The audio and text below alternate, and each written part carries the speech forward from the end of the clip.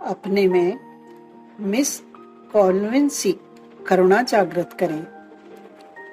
26 नवंबर 1962 की शाम हॉलैंड के आर्नहम शहर का एक भव्य मकान के ड्राइंग रूम में रखा हुआ टीवी कार्यक्रम देखने के लिए सामने जमे हुए मकान में रहने वाले लोग, उन लोगों में मकान मालिक के परिवारीजनों के अतिरिक्त घर के नौकर नौकरानियां भी बैठे थे। टीवी का बटन जैसे ही खुला, पर्दे पर एक डॉक्टर की छवि दिखाई दी। डॉक्टर दर्शकों से बड़े ही मार्मिक स्वरों में अपील कर रहा था कि वे लोग आप जैसे ही हैं, उनकी भी आकांक्षाएं हैं और उनकी भी तमन्नाएं हैं। उनमें आप जैसी प्रतिभा और योग्यता भी है, पर कमी है तो एक बात की कि वे चल फिर नहीं सकते। क्या आप उनकी मदद नहीं करेंगे? आपके परिवार का कोई सदस्य बीमार पड़ता है तो आप किस तरह चिंताकुल हो उठते हैं। वे भी आपके परिवार के हैं। आपका समाज भी तो आपका ही बड़ा परिवार है। उनकी मदद कीजिए ना। इसके बाद एक विस्तृत योजना, जिसमें अपंगों के लिए एक गांव बसाने की बात कही गई थी।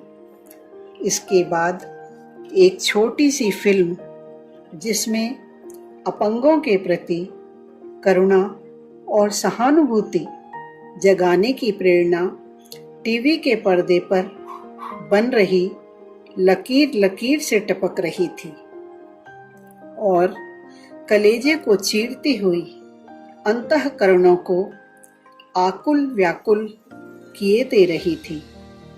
देखने वालों ने क्या अनुभव किया और क्या नहीं, यह सोचे बिना मकान में काम करने वाली एक युवती नौकरानी मिस कॉल्विन विचार करने लगी, सचमुच इस योजना के लिए कुछ न कुछ दिया जाना चाहिए, पर क्या दें, कुछ सूझ नहीं रहा था।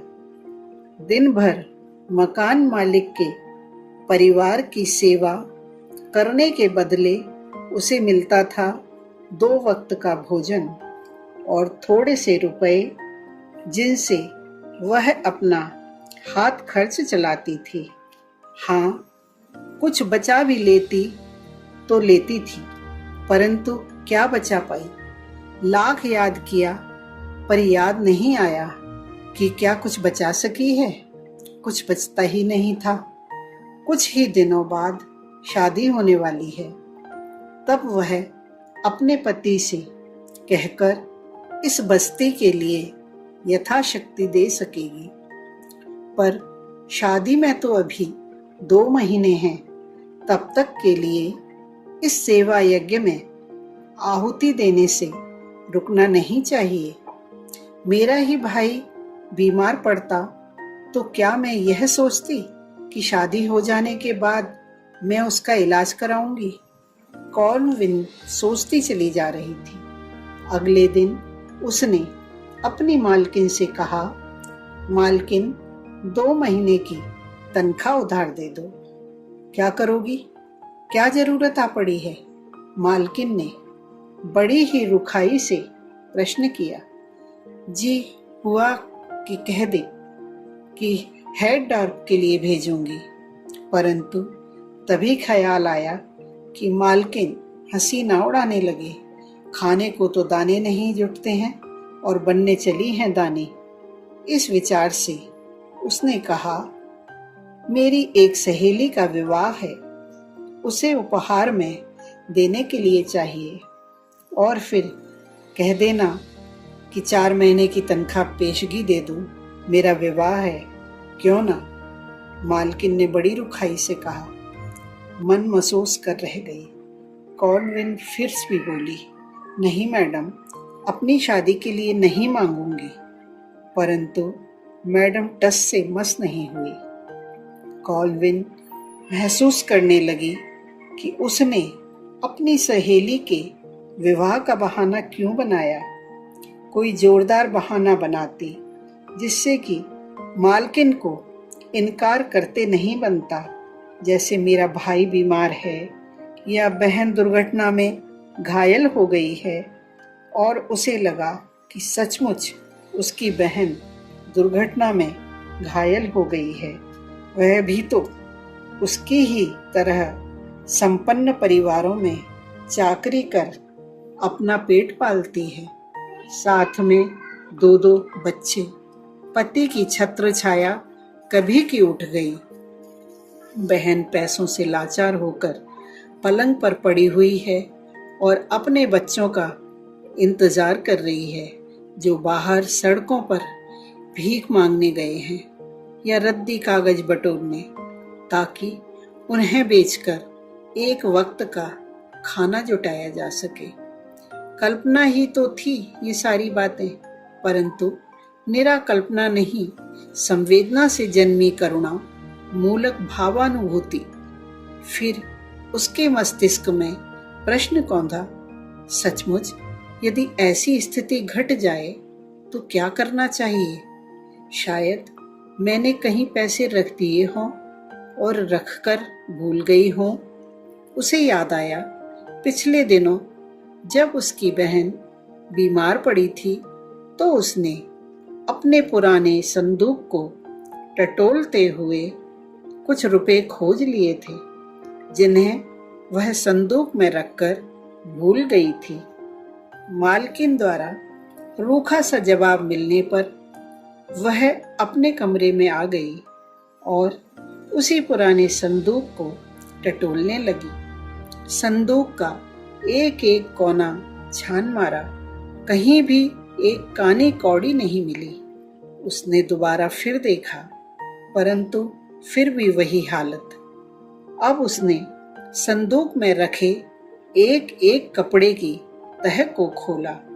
सोचा शायद कपड़ों के बीच में कहीं पैसे रख दिए हों, परंतु नहीं, वहां से नोटों की सरसराहट तो क्या, छोटे सिक्के की झंझनाहट तक नहीं निकली।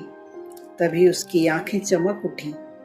उसके हाथ में कुछ दिनों पूर्व बनवाए कपड़ों की जोड़ी थी। इन कपड़ों को उसने अपनी शादी में पहनने के लिए सिलवाया था।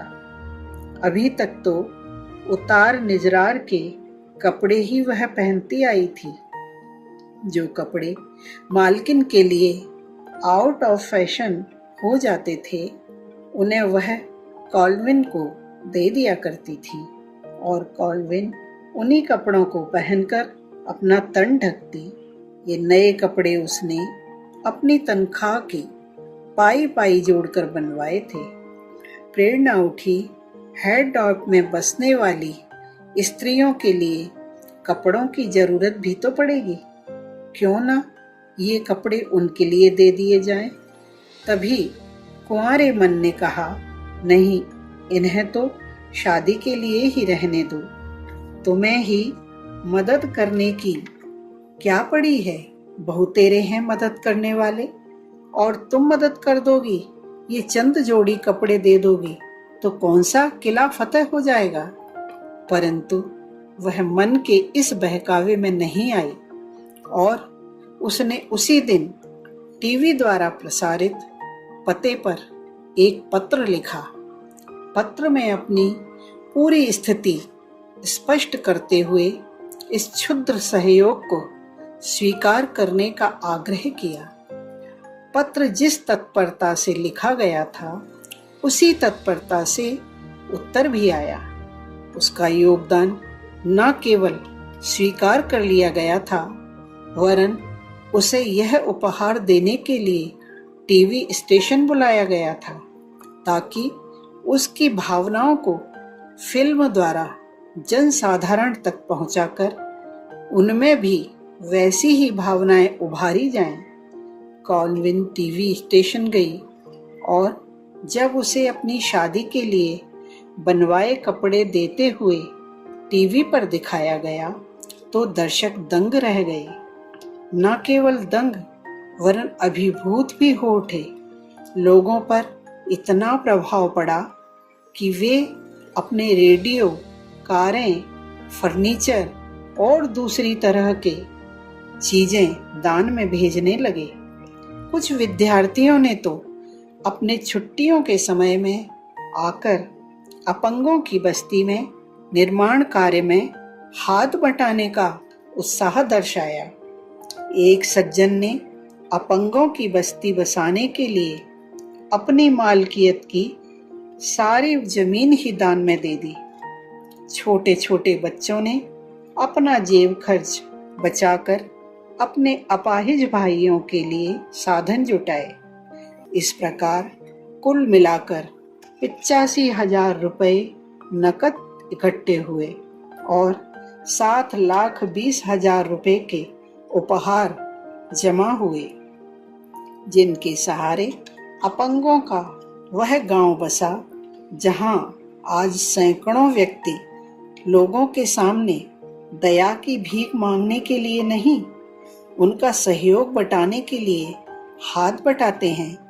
यह जन भावना उभारने में मिस कॉल्विन वैसी ही भूमिका निभाई जैसी कि अब से 2,500 वर्ष पहले एक अकाल पीड़ित क्षेत्र में किसी अकिंचन बालिका ने बुद्ध के समय निभाई थी और पास में कुछ न होते हुए भी सब कुछ जुटाने का साहस दर्शाया था।